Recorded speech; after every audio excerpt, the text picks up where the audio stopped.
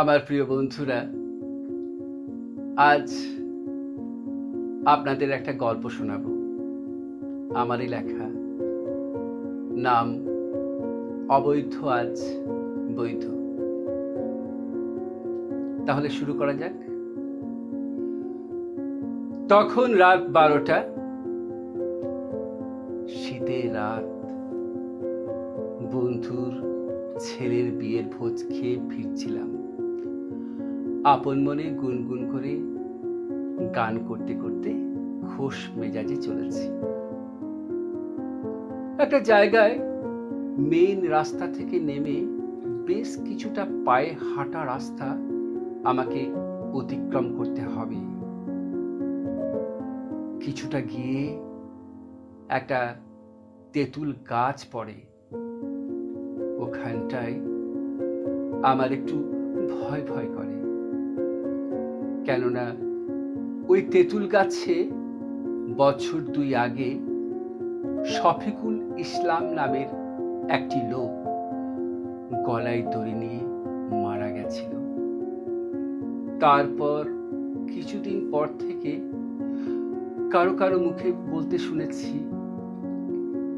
এই তেঁতুল গাছটার কাছে এলে নাকি অদ্ভুত অদ্ভুত সব ব্যাপার দেখা যায়। কখনো দমকা হাওয়া, কেউ কেউ হঠাৎ দপ করে আগুন জ্বলতে দেখেছে মাঝ মাঠে। যাই হোক, আমি কিন্তু বিশ্বাস ও অবিশ্বাসের দোলাচলেই রয়ে গেছিলাম। এখন সেই তেঁতুল গাছের বেশ কিছুটা আগে রাস্তার ধারে লাইট পোস্ট থেকে বেশ কিছুটা দূরে হঠাৎ দেখতে পেলাম এক অদ্ভুত দৃশ্য। কালো কাপড়ে মুখ ঢেকে শাড়ি পরে এক আগন্তুক দূরে ডাস্টবিনের কাছ থেকে আমাকে আসতে দেখে ডাস্টবিনে কি যেন একটা ফেলে দ্রুত গতিতে অন্ধকারে অদৃশ্য হয়ে গেল। আমার মনে কৌতূহল জাগলো। ভয় ভয় করছিল না তা নয়, তবে আমি ছোট থেকেই একরোখা। ভয় লাগলেও রহস্যের উদ্ঘাটন না করে আমি থেমে থাকি না কখনো। সচক্ষে দেখার প্রবণতা আমার চিরকালের, তাই এবারেও তার ব্যতিক্রম হলো না। দ্রুত গতিতে গেলাম ডাস্টবিনের কাছে। শুনতে পেলাম ডাস্টবিনের ভিতর থেকে সদ্যজাত এক শিশুর কান্না।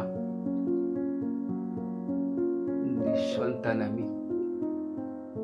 আমার স্ত্রী রমা বহুবার বলেছে আমাকে, কোনো অনাথ আশ্রম থেকে একটি বাচ্চা যদি তাকে এনে দেওয়া যায়, কিন্তু সম্ভব হয়নি আমার।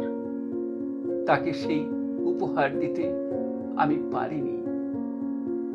অগ্রপশ্চাৎ চিন্তা না করে সস্নেহে ডাস্টবিন থেকে তুলে নিলাম বাচ্চাটাকে, দিলাম উপহার আমার স্ত্রীকে।